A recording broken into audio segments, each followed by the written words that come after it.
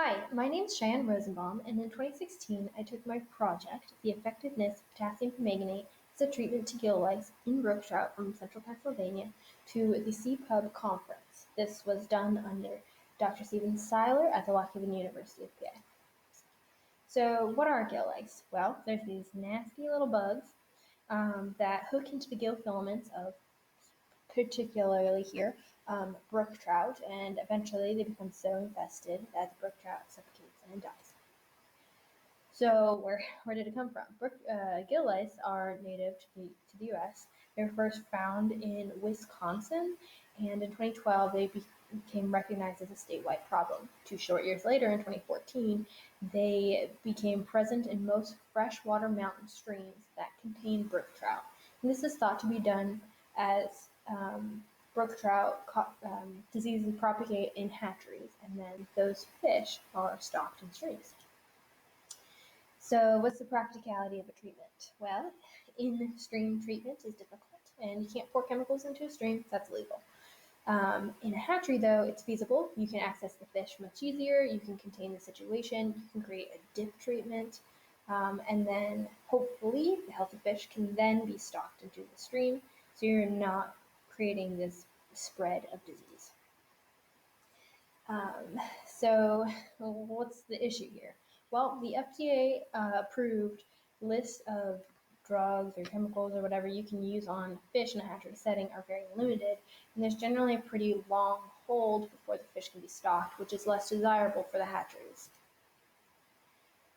In other countries, though, there is this product called Lice, and it usually treats external parasites, sea lice, in Europe, Canada, and Chile, but it has been proven successful to treat gill lice in brook trout and in rainbow trout. The problem the FDA doesn't like is that the fish have to ingest the treatment in their feed. So what did this study do? In this study, I found potassium permanganate, which to be, successful. You'll see why. And so what potassium permanganate is usually used for is a water clarifier. However, as a side effect, it is known to oxidize and kill the parasites. So it pretty much melts the exoskeleton off of the parasite and kills it. In this study, we used 2-part. First, a zero dilution to find a proper dosage, and then just upgraded it to a lot more fish on a bigger scale. So here you can see the serial dilution from a lower dose, increasing, and this is where we ended up to getting results. 4 fish per 10 gallons with 4 teaspoons of potassium permanganate solution. And how we verified this was we looked at the gill lice. They're clear, and so you can see the different organs moving within the parasite after the treatment. There was no movement, and the fish were brown, probably because of how potassium permanganate oxidizes. It goes from purple to brown.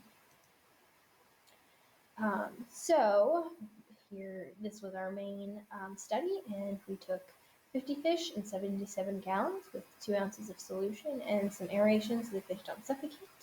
And as a result, we only had 1 fish mortality. When we were verifying the parasite death, we had to cut off some gill filaments and the fish bled out, but that's not from the treatment. The slime layer of the fish was also found to be fine. The fish were still slimy, so it doesn't indicate that it's stressful to them, and it doesn't leave them susceptible to other diseases.